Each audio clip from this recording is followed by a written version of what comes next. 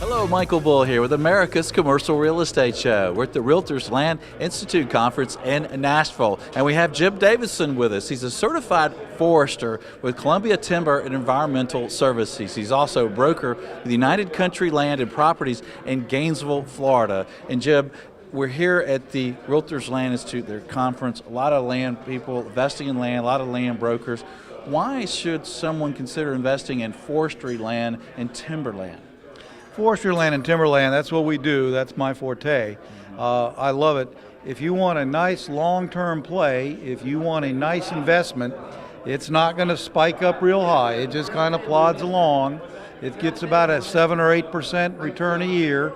And you can own it for 5 years, you can own it for 10 years, but it's a real good long-term investment. Good way to finance your kids' education. So how long, if I have a barren piece of land, does it take to grow these trees and harvest them? Two things. One, if you start with the seedling and you've got good quality soils, soils is everything in forestry.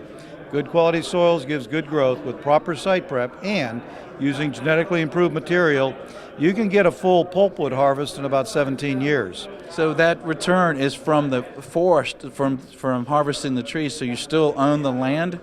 You still own the land. Okay, still on the land. All right, and the typical time, all right, so what about, what should I look for? What do they say the top 3 things I should look for if I'm investing? If you're investing in timberland, the number one thing we do is we look at mills. We do a mill analysis. We draw a 100-mile radius around the track.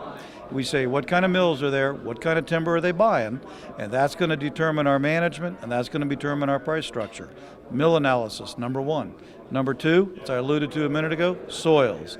If you got lousy soils, you're not going to get good growth, and there's not much we can do. Good soils, even depleted, wore-out soils, we can change that. We can modify those. Good soils, good growth.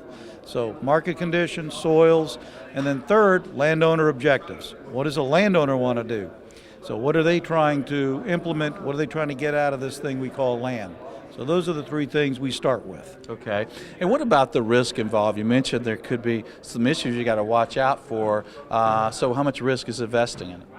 Risk depends on the location of the property. I think the number one risk is having a mill close down.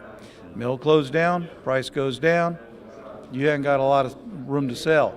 So is the mill location, are the mills viable? Are they good companies, strong companies? So that's part of the mill analysis. That's actually the bigger risk. Unfortunately, most people think of Bambi and forest fires. Can your timber burn? Absolutely. So can your house. But if you were to look at the landscape today, you don't see very many tracts that are burned down. So fire would be another major thing. Insects are possible, but well-managed tract, you don't have to worry about fire, you don't have to worry about insects. All right, Jib, thanks for joining us. All right, appreciate it.